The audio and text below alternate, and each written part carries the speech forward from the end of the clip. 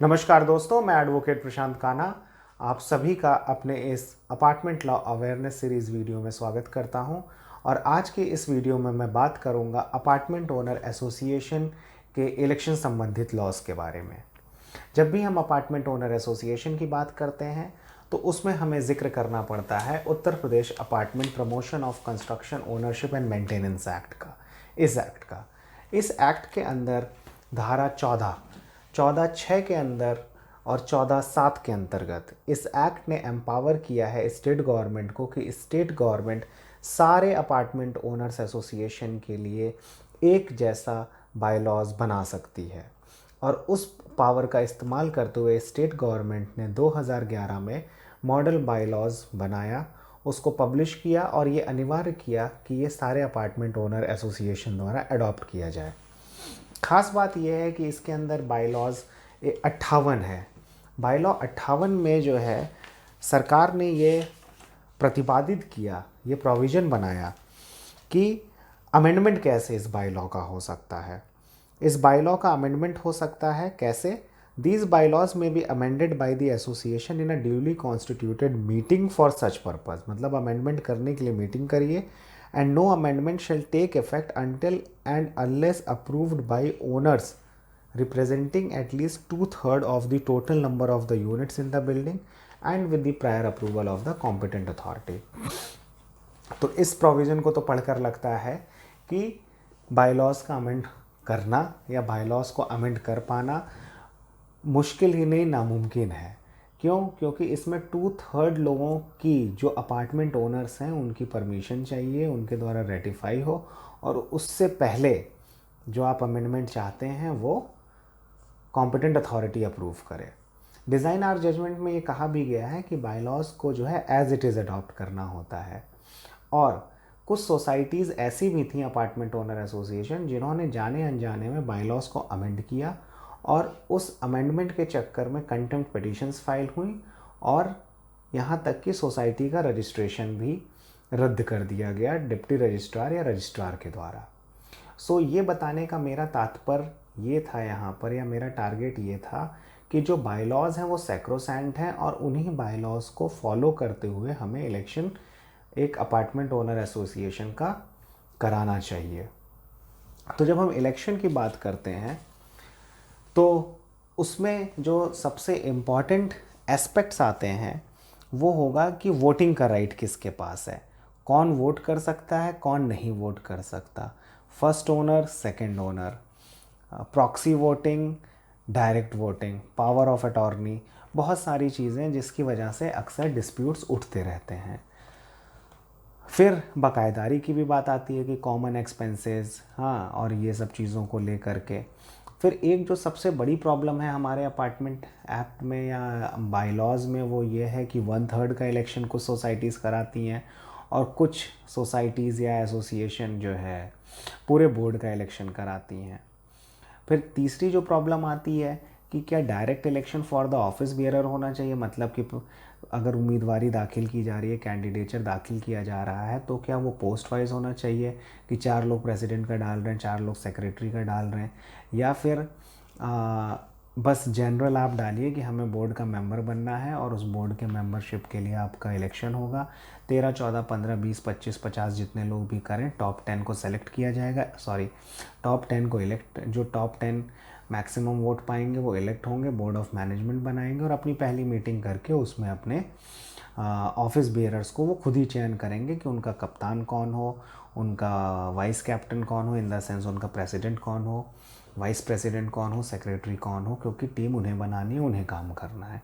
या फिर president, secretary, etcetera etcetera directly आपके सारे अपार्टमेंट ओनर्स यानी कि जो एक एसोसिएशन के मेंबर्स हैं वो लोग खुद चयन करें। इसके बारे में एक और जो बिंदु आता है वो ये आता है कि इलेक्शन क्या 1/1 वोट होना चाहिए या प्रोपोर्शनेट शेयर में होना चाहिए। तो ये सब कुछ बिंदु हैं जो कि कंटेंशियस हैं। इसमें कुछ चीज़ों का सेटलमेंट इलाहाबाद हाई कोर्ट के द्वारा किया जा चुका है, परंतु कुछ एस्पेक्ट्स अभी भी हैं जिनका सेटलमेंट या फाइनल निराकरण जो है माननीय उच्च न्यायालय द्वारा अभी तक नहीं किया गया है, जिसकी वजह से हमेशा डिस्प्यूट्स बने रहते हैं। तो अब मैं इसमें मदद लूँगा अपने साथी एडवोकेट आनंद मिश्रा की, जो कि हमें बताएंगे कि एक इलेक्शन कराने की प्रक्रिया की शुरुआत कैसे की जाती है, जीबीएम कैसे कॉल करना चाहिए, आदि आदि। जी Anand. Hello sir, hello everyone. किसी भी अपार्टमेंट ओनर्स एसोसिएशन का जो बोर्ड ऑफ मैनेजमेंट होता है उसका फॉर्मेशन तो सोसाइटी लेवल पे ही हो जाता है, लेकिन जो रजिस्ट्रेशन होता है उसका डेप्यूटी रजिस्ट्रार के ऑफिस से उसकी डेट्स वेरी कर सकती हैं अपार्टमेंट टू अपार्टमेंट। किसी का रजिस्ट्रेशन जनवरी में हो सकता है, रजिस्टर सर्टिफिकेट उसे इशू हुआ हो, किसी का दिसंबर में। तो अगर अकॉर्डिंग टू बाईलॉज अगर हम जाएंगे तो एनुअल जनरल मीटिंग कॉल की जाती है एसोसिएशन के द्वारा only for the purpose of election of the board of management of the association. तो वो जो मीटिंग बुलाई जाएगी वो किसी फाइनेंशियल ईयर के फर्स्ट क्वार्टर में बुलाई जाएगी, ऐसा स्पेसिफिक प्रोविज़न दिया हुआ है। तो उससे हम डेविएट नहीं कर सकते हैं, क्योंकि स्पेसिफिकली जो चीज़ लॉ में दी हुई है उससे डिपार्चर उस एक्ट का वायलेशन होगा। तो इसमें एक सोल्यूशन ये है कि आप बॉडी इलेक्ट कर लें फर्स्ट क्वार्टर में ही एजीएम बुला के, लेकिन जो सेकंड बोर्ड इलेक्टेड बोर्ड जो चुन के आया है दूसरा, वो पावर एज्यूम करेगा तब जबकि जो इनकम्बेंट बोर्ड है पहले से उसका टेन्योर खत्म हो जाता है। तो जो ट्रांसफ़र ऑफ पावर होगा, तो बोर्ड पहले से इलेक्टेड होगा तो किसी भी बोर्ड का टेन्योर छोटा होने का या एक्सटेंड होने का क्वेश्चन अराइज नहीं होगा, ये डिस्प्यूट सारे खत्म हो जाएंगे अगर बोर्ड पहले से ही आपका इलेक्टेड है तो इसका एक ये सोल्यूशन है।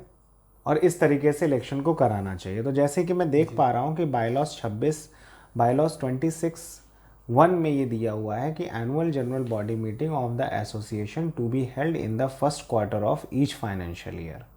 तो first quarter of each financial year में होना चाहिए। तो इस पे एक जो है हम कानून में होता है टेलर प्रिंसिपल, जिसमें कहा गया है कि a thing must be done in a manner prescribed by law और नॉट एट ऑल। तो देखिए, अगर सोसाइटीज़ हैं, जाहिर सी बात है उनको इलेक्शन फर्स्ट क्वार्टर में कराना चाहिए। कुछ सरकार की भी मंशा रही होगी कि फ़र्स्ट क्वार्टर में होना चाहिए, क्योंकि शायद बैलेंस शीट्स लास्ट ईयर की शेयर करना हो, या फिर और बहुत सारी चीज़ें होती हैं जिसके बारे में बाद में सोचा जा सकता है, उस पर हम एक अलग से वीडियो बनाएंगे। लेकिन जो लॉ में दिया है वो फॉलो करना चाहिए। हम लोग अमेरिका का भी इलेक्शन देख सकते हैं कि एक समय में इलेक्शन हो जाता है और इलेक्टेड आपके प्रेसिडेंट हो जाते हैं, लेकिन वो अज्यूम करते हैं जब पिछले का टेन्योर ख़त्म हो जाता है। तो ये सब चीज़ें जो है, मैं आनंद की बात से बिल्कुल सहमत हूँ कि अगर कानून में कोई चीज़ दी गई है तो उसको फॉलो करना चाहिए। तो ये तो हो गया हम लोगों का पहला बिंदु। अब हम लोग अपने दूसरे बिंदु के ऊपर चलते हैं कि इलेक्शन जो होंगे उसका जो मीटिंग कॉल आउट किया जाएगा, जनरल बॉडी मीटिंग, तो क्या वहाँ पे by raise of hand selection होना चाहिए या बैलेट पेपर वोटिंग होना चाहिए? और अगर बैलेट पेपर वोटिंग का है तो उसको कौन कराएगा? जी आनंद।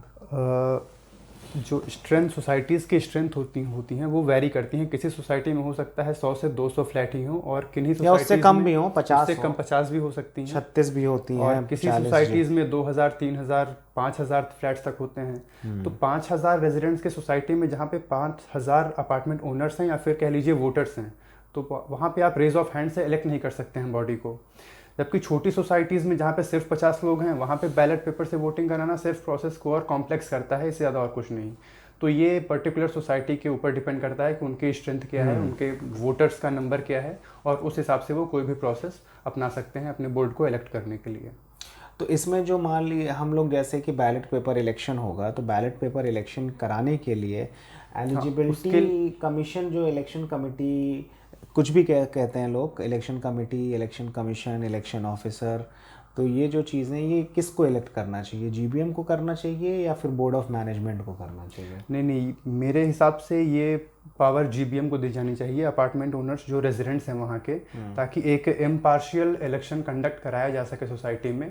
तो उन्हीं के द्वारा चुने गए कुछ लोगों, सोसाइटी के ही कुछ लोगों को एक इलेक्शन कमेटी या कमीशन के रूप में 3 से 4 लोगों की एक इलेक्शन कमीशन बनाया जाए, उसमें जो प्रेजेंट हैं जीबीएम में, सिर्फ उन्हीं लोगों को इलेक्ट करना चाहिए फॉर इलेक्शन कमीशन, या फिर जो लोग मीटिंग में प्रेजेंट नहीं भी हैं उनको भी एसोसिएशन की जो मीटिंग है एजीएम, उसमें जनरल बॉडी कर सकती है? नहीं, इलेक्शन कमेटी का फॉर्मेशन और इलेक्शन सिर्फ उन्हीं लोगों द्वारा किया जाना चाहिए जो लोग एजीएम में प्रेजेंट हैं या जिन्होंने मीटिंग वो अटेंड की है for the purpose of election. तो इलेक्शन कमेटी का फॉर्मेशन भी उन्हीं लोगों के द्वारा ही किया जाना चाहिए। तो इसका मतलब ये है कि जो इलेक्शन कमेटी बनाई जाए वो प्रेजेंट, जो लोग प्रेजेंट हैं उस दिन उस मीटिंग में, उन्हीं में से कुछ लोगों को अपॉइंट किया जाए, इलेक्ट किया जाए कि आप free and fair election conduct कराइए। और ये पावर बिल्कुल भी बोर्ड ऑफ मैनेजमेंट के पास नहीं होना चाहिए। तभी आने वाला चुनाव एक फ्री एंड फेयर इलेक्शन कहा जा सकता है। चलिए, अब हमारी इलेक्शन कमेटी बन गई, तो इलेक्शन कमेटी के क्या दायित्व होंगे और वो किस तरीके से वोटर लिस्ट और इलेक्शन शेड्यूल, इलेक्शन रूल्स आदि का क्रियान्वयन करेगी। सबसे पहले तो उसे इलेक्शन शेड्यूल डिक्लेयर करना चाहिए कि आप नॉमिनेशन कब तक फाइल कर सकते हैं, वोटिंग इन पर्सन होगी या प्रॉक्सी थ्रू, जो भी इलेक्शन रूल्स गाइडलाइंस इशू करके क्लियरेंस देना चाहिए सोसाइटी के रेजिडेंट्स को। और जो लोग कंटेस्ट करने वाले हैं बोर्ड ऑफ मैनेजमेंट के लिए, उनके लिए भी एक क्लैरिटी होनी चाहिए कि इलेक्शन रूल्स क्या होंगे, गाइडलाइंस क्या होंगी और उसकी लिमिटेशंस क्या हैं। जी, तो जैसा कि आनंद ने कहा कि सबसे पहले इलेक्शन कमेटी का काम है कि वो अपना इलेक्शन शेड्यूल डिक्लेयर करे। आमतौर पर जो हमारे हाई कोर्ट और सुप्रीम कोर्ट ने कहा है कि इलेक्शन जो प्रोग्राम होता है उसमें कुछ बहुत बेसिक चीज़ें हैं, जैसे कि declaration of a provisional voter list. Provisional voter list इसलिए क्योंकि किसी का अगर नाम छूट जाए तो वो अपना जुड़वा सके। कुछ एक समय सीमा होना चाहिए कि वो पब्लिश होगी, जैसे प्रोविजनल वोटर लिस्ट आप पब्लिश करिए, 1 हफ्ते तक दिखाइए। उसके बाद फिर फाइनल वोटर लिस्ट, जो फाइनल वोटर लिस्ट बनेगी उसी का अगला स्टेप होगा फाइलिंग ऑफ नॉमिनेशन, क्योंकि एक बार वोटर लिस्ट फाइनल हो गई तो उसी वोटर लिस्ट से ही लोग निकल करके और नॉमिनेशन फाइल कर सकते हैं। A person who has a right to vote has a person having voting right will have the right to nominate itself या himself। और उसके बाद वोटर नॉमिनेशन फाइल होने के बाद scrutiny of nomination, final publication of nomination या candidates and thereafter final voting day. तो ये आपका बेसिक इलेक्शन शेड्यूल। तो अब हम बात करते हैं कि आपका इलेक्शन शेड्यूल पब्लिश हो चुका है और उसका जो पहला बिंदु है वो है वोटर लिस्ट। तो वोट कौन दे सकता है? Proxy vote, first owner, second owner vote, percentage vote, share certificate. जी आनंद। देखिए, जो प्रेवलेंट प्रैक्टिस है अभी वो ऐसी है कि सिर्फ वोट इन पर्सन ही कास्ट करना अलाउ कर रही हैं कुछ सोसाइटीज़, जबकि आप अपार्टमेंट एक्ट के बाई लॉज जी जबकि आप बाई लॉ के रूल 10 में, बाई लॉ 10 में देखेंगे तो उसमें लिखा हुआ है कि votes will be cast in person except as otherwise provided. Resolution of the association shall require approval by a majority of owners casting votes in person और प्रॉक्सी। तो ऐसा नहीं है कि सिर्फ इन पर्सन ही अलाउड है। एक्ट में ये सुविधा दी गई है कि अगर सोसाइटी के रेजिडेंट्स चाहते हैं तो वो प्रॉक्सी वोटिंग भी अलाउ कर सकते हैं, लेकिन उसके लिए मेजॉरिटी ऑफ ओनर्स का एक कंसेंसस बनना उसके लिए ज़रूरी है। तो इसका मतलब ये है कि जो आपकी जीबीएम होगी, एजीएम होगी फर्स्ट क्वार्टर में, आप उसी में ये डिसाइड करेंगे कि प्रॉक्सी से वोटिंग होगी कि नहीं, और इसको इलेक्शन कमेटी या फिर बोर्ड ऑफ मैनेजमेंट नहीं डिसाइड कर सकता कि इस बार जो है हम प्रॉक्सी अलाउ करेंगे। जी, ये आप हर इलेक्शन में आप चेंज नहीं कर सकते हैं कि इस बार हम इन पर्सन वोटिंग करा रहे हैं फिर एक बार प्रॉक्सी वोटिंग करा लिया। तो आपको एक रूल से स्टिक रहना पड़ेगा, जो भी आप अकॉर्डिंग टू अपार्टमेंट एक्ट। यानी कि जो आपका पहला एजीएम हो सोसाइटी बनने के बाद, उसमें आप इस एजेंडा को रख सकते हैं कि whether voting would be allowed through proxies और नॉट। क्योंकि देखिए, जो अपार्टमेंट्स होते हैं बहुत सारी जगहों पर ये देखने को मिलता है कि अपार्टमेंट ओनर्स तो रहते हैं, साथ में 30-40-50% टेनेंट्स भी रहते हैं। तो हो सकता है कि वो प्रॉक्सी राइट दें या फिर पावर ऑफ अटॉर्नी दें, किसी भी तरीके से। अगर इन पर्सन अवेलेबल नहीं है अपार्टमेंट ओनर, तो प्रॉक्सी अगर अलाउ करनी है तो वो सिर्फ और सिर्फ एजीएम में जनरल बॉडी कर सकती है। अगला इशू आनंद, जो अक्सर हम लोगों को फेस करना पड़ता है, जो प्रॉब्लम्स आती हैं, वो जॉइंट अपार्टमेंट ओनर की आती है, शेयर सर्टिफिकेट की आती है, फर्स्ट ओनर सेकंड ओनर के कन्फ्यूज़न के ऊपर आती है। तो जो शेयर सर्टिफिकेट है उसके ऊपर मैं क्लियर करना चाहूँगा कि देखिए, as soon as association is formed, it should be taken upon by the board of management as their responsibility to issue share certificate after taking membership। तो मेंबरशिप का भी रूल है इसके अंदर कि पॉइंट 4 में कि all person who have purchased apartment in the consent condominium and executed a deed of apartment shall automatically be the member of the association। तो वर्ड यूज़ है ऑल पर्सन्स। तो मतलब ये कि अगर पहला ओनर, सेकंड ओनर, मतलब कि जहाँ पे 2 को ओनर या 3 को ओनर हैं, सब ओनर हैं वहाँ पर, तीनों के तीनों ओनर हैं, वो तीनों ही मेंबर हैं। लेकिन अब सवाल आता है कि वोट कौन करेगा, तीनों तो वोट नहीं कर सकते। तो इसके लिए बाई लॉ 5 बनाया गया, 5 और 6, जहाँ पर कहा गया है कि शेयर सर्टिफिकेट मिलेगा और शेयर सर्टिफिकेट के साथ जिसका नाम पहले होगा वो पर्सन वोट कर सकता है अमंग्स द को ओनर्स।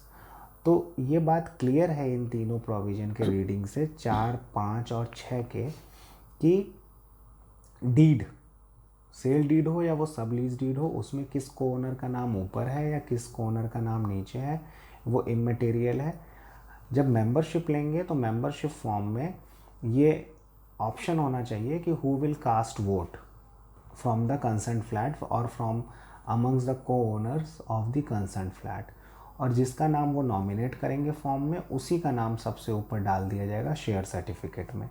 जो मेंबरशिप का वैलिड प्रूफ है वो शेयर सर्टिफिकेट ही है as per these bylaws, और शेयर सर्टिफिकेट में जिसका सबसे ऊपर नाम होगा एक गिवन फ्लैट के अगेंस्ट में, that person will have the right to vote. चलिए, तो अब हो गया शेयर सर्टिफिकेट। अगला इशू जो निकल करके आता है जो है वो है वोटिंग परसेंटेज। कई एसोसिएशंस कहती हैं कि हम 1 फ्लैट में 1 वोट के प्रिंसिपल पे वोटिंग कराएंगे, और कई एसोसिएशन से जो कहती हैं हम लोग as per the bylaws, as per the deed of declaration जो वोटिंग परसेंटेज असाइंड है उसमें कराएंगे। आनंद, इस पर आप कुछ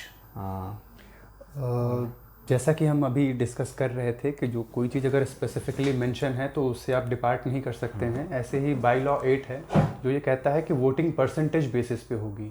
और जी, voting shall be on percentage basis and the percentage of the vote to which the owner is entitled is the percentage assigned to the dwelling unit or units in the declaration.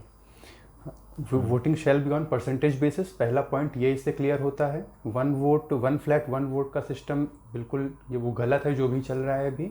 और ये percentage decide कैसे होगा, ये declaration से under section 12 builder जो deed of declaration submit करता है competent authority में, उस डिक्लेरेशन के अकॉर्डिंग किसी भी फ्लैट के रिस्पेक्टिव में उसका वोटिंग परसेंटेज क्या है वो डिसाइड होगा।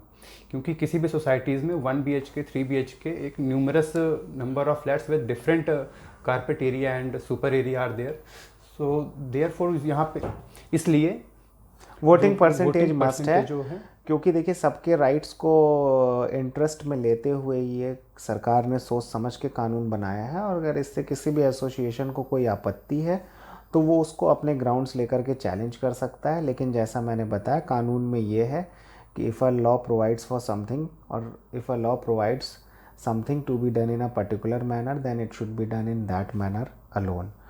और इसी बात को जो है इसी ग्राउंड पर ऑनरेबल इलाहाबाद हाई कोर्ट ने Manish Kansal versus state of UP में ये साफ साफ बोला है कि जो भी सोसाइटीज़ हैं, अपार्टमेंट ओनर एसोसिएशन है, वो वोटिंग परसेंटेज पर ही इलेक्शन कराएं। कुछ सोसाइटीज़ हम लोगों के सामने ऐसी भी आई हैं जहाँ पर जो 90% फ्लैट थे वो एक स्पेसिफिक साइज़ के थे, और 10% फ्लैट वहाँ के जो 90% फ्लैट्स थे उनसे 5 से 7 गुना बड़े थे। वहाँ पर 1 फ्लैट 1 वोट हुआ, और जो लार्जर साइज़ के फ्लैट थे उनको कभी भी उनका कोई भी कैंडिडेट इलेक्ट नहीं हो पा रहा था। लेकिन फिर उन्होंने अपनी शिकायत कॉम्पिटेंट अथॉरिटी के समक्ष की, डीड ऑफ डिक्लेरेशन करेक्ट कराई गई और वोटिंग परसेंटेज पर इलेक्शन होने लग गए। उसके बाद वहाँ पर जो एक particular segment higher carpet area के साथ जो अपार्टमेंट ओनर्स थे वो भी अपना रिप्रेजेंटेटिव अपार्टमेंट ओनर एसोसिएशन में सम्मिलित कराने में सफल हो पाए। तो कानून की कुछ मंशा होती है, जो कानून बनाते हैं तो उन्हें हमें फॉलो करना चाहिए। और जस्ट बिकॉज एक बोर्ड या फिर कुछ रेजिडेंट्स ये कहते हैं कि नहीं सबका बराबर का हक है या 1 फ्लैट 1 वोट होना चाहिए, तो आप अपने ग्राउंड्स को लेकर के बायलॉज चैलेंज कर सकते हैं। लेकिन जब तक बायलॉज अमेंड नहीं हो रहे हैं या हाई कोर्ट कुछ नहीं उस पर टिप्पणी कर रही है, तब तक आप वोटिंग परसेंटेज जो कि डीड ऑफ डिक्लेरेशन में दी गई है उसी पर इलेक्शन कराइए। और अगर आपके बिल्डर ने 1 वोट सभी को दे दिया है तो मेरी रिक्वेस्ट होगी कि आप उसको हाई कोर्ट उसको कॉम्पिटेंट अथॉरिटी के सामने चैलेंज करिए, जैसा कि डिज़ाइनर केस में कहा जा चुका है। तो ये हो गया कि इलेक्शन में वोटिंग का परसेंटेज कैसे होगा। अब जो अगला इशू बचता है वोटिंग को लेकर के कि डिस्क्वालीफाई कौन हो सकता है, मतलब कि मेंबर्स तो बहुत होंगे सोसाइटी में, और इसमें दो बिंदु आते हैं निकल करके कि देखिए इसमें ये कहा गया है अपार्टमेंट बायलॉज में कि ऑल द मेंबर और all the apartment owner purchasing apartment in a condominium shell become member on payment of 1000 rupees. तो पहला तो ये है कि क्या वही लोग सिर्फ वोट कर सकते हैं जिन्होंने 1000 रुपीज़ दे करके मेंबरशिप ली होगी, या फिर सभी को वोटिंग राइट मिलेगा। और दूसरा डिस्क्वालिफिकेशन, और भी क्या कोई डिस्क्वालिफिकेशन है। तो जहाँ तक बात इसकी है कि 1000 रुपये दे करके मेंबरशिप ली गई है या नहीं ली गई है, तो मेरा ये मानना है कि जिन लोगों ने 1000 रुपये दे करके मेंबरशिप लिया होगा एसोसिएशन का, only those people are eligible to participate in the GBM, vote in the GBM for the agendas, and also vote in the election for electing the office bearers. जिन लोगों ने 1000 रुपये दे करके मेंबरशिप नहीं ली है, they are the members but they do not have the right to vote. और disqualification के बारे में हम आनंद से सुनते हैं। तो फाइनल वोटर लिस्ट प्रिपेयर करते समय 2 फिल्टर करने होते हैं एसोसिएशन को। पहला तो मेंबरशिप उन्हें डिटरमाइन करनी होती है कि किसी भी रेजिडेंट की मेंबरशिप उसने ली हुई है कि नहीं। एक मेंबरशिप रजिस्टर से ये लिस्ट निकल के आएगी, और उसके बाद एक फर्दर उसमें और एक फ़िल्टर लगेगा कि उसके कॉमन एक्सपेंसेस कब तक के क्लियर हैं। वोट में कंटेस्ट करने के लिए या आपको अपना वोट कास्ट करने के लिए अगर 2020 में आपका इलेक्शन हो रहा है या 2021 में इलेक्शन हो रहा है, तब आपके 31 दिसंबर 2020 को 60 दिन से ज़्यादा का कॉमन एक्सपेंसेस आपका बकाया नहीं होना चाहिए, बैलेंस नहीं होना चाहिए। और आपके last preceding year, calendar year जो भी होगा, उसमें मोर देन 60 डेज अगर आपका कॉमन एक्सपेंसेस बैलेंस है, तो फिर आप एलिजिबल नहीं है वोट कास्ट करने के लिए या फिर कंटेस्ट करने के लिए। बिल्कुल। तो जो डिस्क्वालिफिकेशन है वो बायलॉ 7 में डिस्क्वालिफिकेशन दिया है, और this talks about non payment और एरियर्स और toward the common expenses in the last calendar year for more than 60 days. तो इसका एक इंटरप्रिटेशन ये भी निकल करके आता है कि अगर पिछले ईयर में किसी ने 60 दिन तक बाकायदारी रखी टूवर्ड्स कॉमन एक्सपेंसेस, तो he will also be disqualified from voting. तो इन सब चीज़ों का ध्यान रखें, क्योंकि ये एक प्रोविज़न इसलिए भी बनाए गए हैं कि लोग जानबूझ करके डिफ़ॉल्ट ना करें towards payment of their common expenses. ये देखिए सेक्शंस ए जो बायलॉ 7 है डिस्क्वालिफिकेशन पे, ये पूरे साल में कभी भी अगर 60 दिन से ज़्यादा की बाकायदारी एक साथ की गई तो वो लोग डिस्क्वालीफाई होंगे। तो ये थे कुछ issues with right to vote कि वोट कौन कर सकता है। अब हम बात करते हैं, अब अगर आपका नाम वोटर लिस्ट में आ चुका है तो फिर उसके बाद डिस्क्वालिफिकेशन, उसके बाद आप नॉमिनेशन फाइल कर सकते हैं, और नॉमिनेशन की स्क्रूटनी होगी। और अगर उसमें डिस्क्वालिफिकेशन के लिए या क्वालिफिकेशन के लिए कुछ अलग से रूल्स बनाए हैं इलेक्शन कमेटी ने, जो कि किसी भी संबंध में हो सकते हैं। शायद आपके एजीएम में ये पास हुआ हो कि अगर किसी की क्रिमिनल हिस्ट्री है तो उनको नहीं पार्टिसिपेट करने देंगे, या फिर एक चीज़ और हो सकती है कि किसी ने अगर अपने प्रीवियस पोस्ट में प्रीवियस टर्म में एसोसिएशन के बोर्ड ऑफ मैनेजमेंट के प्रीवियस टर्म में अपने पोस्ट को अब्यूज़ किया हो तो वो भी नहीं एलिजिबल हो सकते। वोट करने का राइट होगा उनको, लेकिन क्या पता उन्होंने वोट करने का राइट जब अपना नाम वोटर लिस्ट में देखें तो नॉमिनेशन फाइल कर दें। तो इन सब चीज़ों को चेक करके स्क्रूटनी करके उनको डिस्क्वालीफाई किया जा सकता है।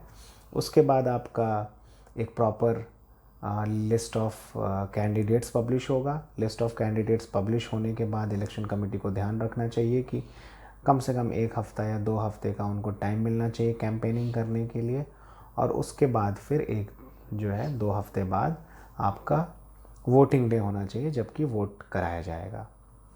अब वोट कराने के अपने स्टैंडर्ड प्रोसीजर्स होते हैं, वो इलेक्शन कमेटी सर्च कर सकती है कैसे कराना है। ये इसके सब सिस्टम अलग अलग, बैलेट पेपर कैसे बनना है, ये सब इलेक्शन कमेटी खुद डिसाइड कर सकती है।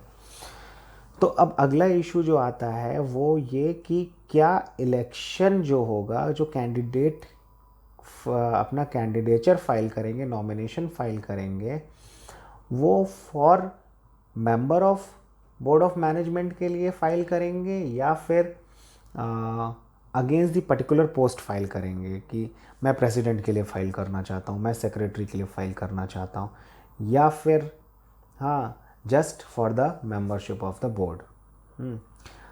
आनंद, इसके ऊपर आपकी कोई टिप्पणी? इसके ऊपर मेरी टिप्पणी यही है कि अगर हम सिर्फ बोर्ड ऑफ मैनेजमेंट चुनते हैं, ना कि उनके पोजीशन होल्डर्स, तो हम एक 10 मेंबर्स का बोर्ड चुन के भेज देते हैं, बाकी उसमें किसको कौन सी पोजीशन एक्वायर करनी है ये बोर्ड मेंबर्स आपस में डिसाइड करें, तब ज़्यादा अच्छा है मेरी हिसाब से। सर स्पेसिफिक प्रोविज़न कहीं कुछ? जी बिल्कुल, आनंद की बात से मैं सहमत हूँ, क्योंकि जो बायलॉज हैं उसमें इस बात को लेकर के बहुत ही ज़्यादा थोड़ी सी एम्बिग्विटी है हाँ बायलॉज में, और इसके ऊपर स्पेसिफिक जो प्रोविजंस हैं जो कि इसके ऊपर लाइट हाँ थ्रो करते हैं वो 18 है, जिसमें कि लिखा है the affairs of the association shall be governed by a board.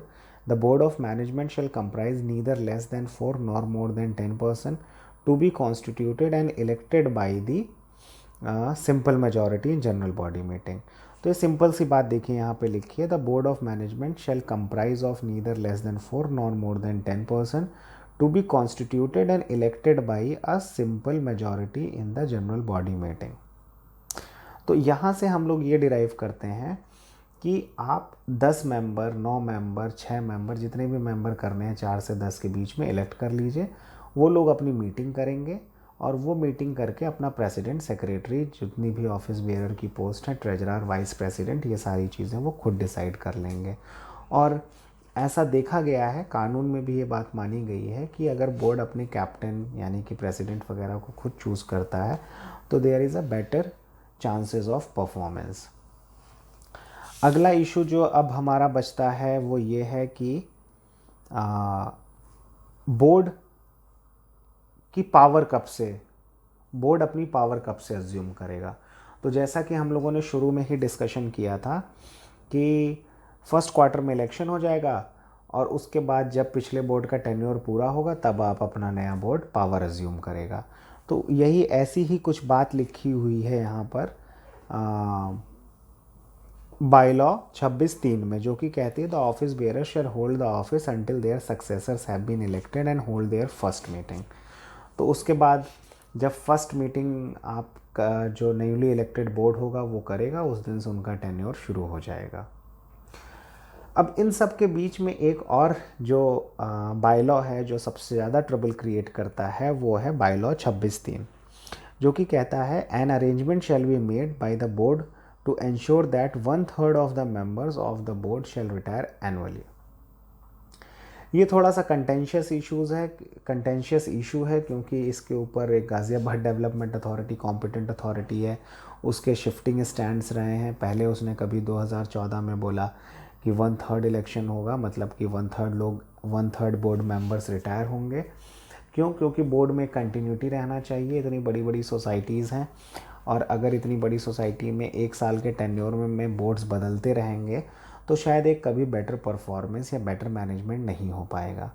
लेकिन अगर हर साल 1/3 रिटायर होते हैं और 1/3 न्यू फेसेस जुड़ते हैं और पीछे के 1/3 ओल्ड फेसेस रिटायर होते हैं तो काफ़ी अच्छा रहेगा, क्योंकि सोसाइटी एक कॉन्टिन्यूस बोर्ड ऑफ मैनेजमेंट एक कॉन्टिन्यूस बॉडी रहेगी जहाँ पर कि हर समय 6 लोग पहले से जानकार होंगे, वो नई टीम को ट्रेन करेंगे, नए 3 लोगों को, और फिर आगे निकल जाएंगे। तो इसमें कानून ने बोनाफाइडली सोचा, या जो मेकर्स थे उन्होंने बोनाफाइडली ये सोचा कि N arrangement shall be made by the board. इतना विश्वास किया बोर्ड पर उन्होंने, हमारे लॉ मेकर्स ने, स्टेट गवर्नमेंट ने, कि ये रिस्पॉन्सिबिलिटी बोर्ड पर छोड़ दी गई कि वो क्या अरेंजमेंट करेंगे 3 लोगों को रिटायर करने के लिए। जो मेरी भी समझ है वो यही है इस बायलॉज के कि 3 लोग ही रिटायर होंगे और 3 लोगों का इलेक्शन होगा। बस इंश्योर ये करना है कि कहीं पर कोई मैलाफाइड ना हो बोर्ड का, कि वो कुछ पर्टिकुलर 3 लोगों को रिटायर कर दें और कुछ पर्टिकुलर जो मेंबर्स हैं वो अपनी सीट को रोटेट करके और परपिचुइटी तक अपने आप को बोर्ड में बना के रखें। अरेंजमेंट कुछ ऐसा हो सकता है शायद जैसे कि लास्ट इलेक्शन में सबसे ज़्यादा वोट किसको मिले, वो एंड में रिटायर हो, जिसको सबसे कम मिले वो सबसे पहले रिटायर हो जाए। फिर अगले साल जो पीछे के 6 लोग बचे, उसमें से जो 6 बचे हुए हैं, जो दूसरा साल में रिटायरमेंट की बात है, उसमें से वो 3 लोग रिटायर हो जाएं जिनके सबसे कम वोट थे, और जिनको सबसे ज़्यादा वोट थे वो तीसरे साल रिटायर हो जाएं। तो इस तरीके से अगर 9 का बोर्ड है तो ये चीज़ बड़ी सिंपल है कि एक आदमी 3 साल तक बोर्ड में रह सकता है और वॉलेंटरली ऑनरेबली सोसाइटी को अपनी सेवाएं दे सकता है। लेकिन अगर कुछ इस तरीके के भी तरीके अगर अपनाए जाते हैं कि कुछ लोग पर्टिकुलर बोर्ड में बने ही रहना चाहते हैं, तो वो इस कानून की जो मंशा है, इस प्रोविज़न की जो मंशा है, वो उसको दूषित करते हैं। एक और सिंपल अरेंजमेंट हो सकता है जो कि एक्सेप्टेड भी है कि बोर्ड में कितने लोग अटेंडेंस क्या रही बोर्ड की पिछले साल, और जिनके सबसे कम अटेंडेंस है उनको रिटायर किया जाए। बट अगर ये प्रथा हर साल चलाई जाएगी तो कुछ लोग ऐसे बोर्ड में हमेशा रह जाएंगे जो सारी मीटिंग्स अटेंड करेंगे। तो अगर मंशा ये है कि सब लोग रिटायर हों, रोटेशन होता रहे और एक आदमी 3-3 साल रहे, तो इसको जीबीएम में मुद्दे को उठा करके पीसफुल वे में इसके ऊपर रूल्स बनाए जा सकते हैं और इस मैटर को एसोसिएशंस खुद ही सेटल कर सकती हैं। बट जहाँ तक रही बात कानून की, जैसा कि 2 प्रिंसिपल्स हैं यहाँ पर कि किसी भी कानून में कोई भी प्राविधान, मतलब कि प्रोविज़न, वो ऑब्सोलीट नहीं हो सकता, उसका इस्तेमाल करना ही पड़ेगा। मैं फिर से दोहराऊंगा, टेलर प्रिंसिपल भी है जैसे कि अगर कानून में कोई बात एक तरीके से करने के लिए कही गई है तो उसको करना चाहिए, उसको इग्नोर करना इज़ नो एक्सक्यूज़। तो ये रही हमारी बातें इलेक्शन को लेकर के। अभी अगर कुछ पहलू बचे हैं तो आप कमेंट बॉक्स में लिखें, हम लोग इस वीडियो सीरीज़ में फिर आगे उन सब पहलुओं के ऊपर डिस्कशन करने का पूरा प्रयास करेंगे। और इस वीडियो में हमारा अंत में ये डिस्क्लेमर भी है कि देखिए, अभी अपार्टमेंट एक्ट नया है, बायलॉज नए हैं, अभी सिर्फ 10 साल हुए हैं। बहुत सारे पहलू इस अपार्टमेंट एक्ट के और इस मॉडल बायलॉज के ऐसे हैं जो कि माननीय उच्च न्यायालय यानी कि हाई कोर्ट में पेंडिंग है। और अभी जो हम लोग इस वीडियो में हम लोगों ने जो बातें बोली, उसमें से अधिकतर चीज़ें हमने किसी न किसी रूलिंग के सहारे ही बोला है। लेकिन अगर कानून कभी बदलता है तो हो सकता है इस वीडियो में हमने जो चीज़ें कही हैं वो कॉन्ट्रेरी हों। तो हमारे इस वीडियो में कही हुई चीज़ों को आप सिर्फ एज अपने ओपिनियन को बनाने के लिए इस्तेमाल करें, but don't construe it as advice, और अपने किसी जानने वाले एडवोकेट के थ्रू उस पर डिस्कशन करके उनसे राय ले करके करें। इस वीडियो के द्वारा हम किसी को ना कोई राय देने का प्रयास कर रहे हैं, बल्कि सिर्फ एक अवेयरनेस और एक थॉट प्रोसेस को एक अवेयरनेस जो कि अभी तक का सेटल्ड लॉ है, और कुछ ऐसी चीज़ें जो कि हमारी ओपिनियन है on the basis of certain settled laws. तो आप हमारे इस वीडियो को देखकर या हमारी कही हुई बातों को सुन करके कोई भी स्टेप ना लें। Thank you so much. अगर आपको हमारा वीडियो पसंद आया हो तो प्लीज़ वीडियो को लाइक करें और हमारे चैनल को सब्सक्राइब करें, so that we may be inspired to make more videos. Thank you so much.